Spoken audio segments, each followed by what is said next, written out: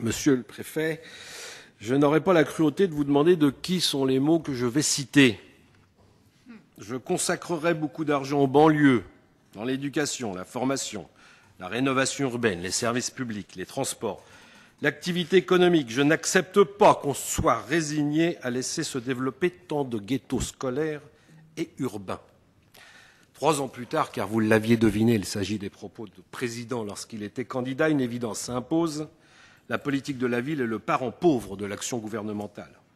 Les arbitrages cruciaux sont repoussés, les fonds manquent. Nous ne pouvons vous cacher notre inquiétude concernant le calendrier aussi, ou plutôt l'absence de calendrier. Des réformes en cours, qui sont la révision de la géographie prioritaire, lancée en mars 2009, et l'avenir des contrats urbains de cohésion sociale, qui prennent fin en 2010. Quid après cette date? Cette navigation un peu à vue place les élus locaux et les acteurs associatifs dans l'incertitude. Le moment est venu d'une réforme ambitieuse. La crise ne peut que nous pousser à aller de l'avant. Dans notre département, plus 12 000 chômeurs cette année. Les exigences du développement durable donnent à la politique de la ville une nouvelle légitimité. Et enfin, à la fin de la première génération de CUX, de quoi sera fait l'avenir? Une politique de la ville, enfin, efficace, ne doit pas décider d'en haut de type d'action à financer.